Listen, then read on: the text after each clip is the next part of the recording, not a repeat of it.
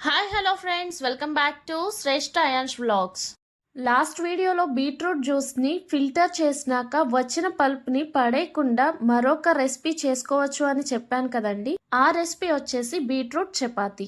ఇక్కడ బీట్రూట్ చపాతీ కోసం కొంచెం గోధుమ పిండిని తీసుకుని ఆ గోధుమ పిండిలో జ్యూస్ నుండి ఫిల్టర్ చేసిన పల్ప్ని యాడ్ చేసేసుకోవాలి.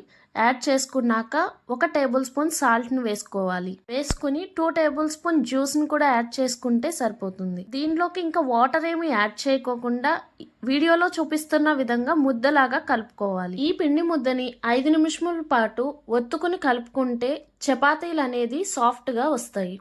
బీట్రూట్ పల్పు చెమ్మగా ఉంటుంది కాబట్టి నీళ్ళు అనేది అస్సలు అవసరం ఉండదు. వీడియోలో చూపిస్తున్న విధంగా పిండినంతటినీ చక్కగా ఒత్తేసుకున్నాక దానిపైన మూత పెట్టేసుకుని ఒక అరగంట సేపు పక్కన పెట్టుకోవాలి. అరగంట సేపు పక్కన పెట్టిన పిండిని తీసుకుని చిన్న చిన్న బాల్స్ కింద చేసుకుని చపాతీ పీట మీద కొంచెం పిండిని స్ప్రెడ్ చేసుకోవాలి. చేసుకున్నాక నార్మల్ చపాతీ చేసినట్లే పల్చగా ఒత్తుకోవాలి. ఈ విధంగా చపాతీలన్నీ చేసుకుని ఒక ప్లేట్లో పక్కన పెట్టుకోవాలి.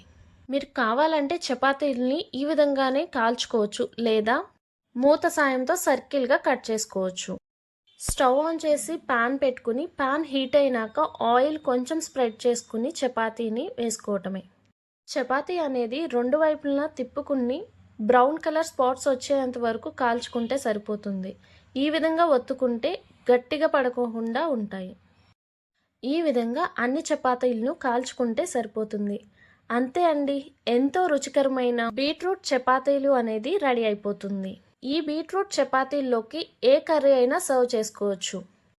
ఈ వీడియో కనుక మీకు నచ్చినట్లయితే please like, share, comment and subscribe. మరొక బీట్రూట్ రెసిపీతో మీ ముందుకు వస్తాను. Thank you for watching. Bye friends.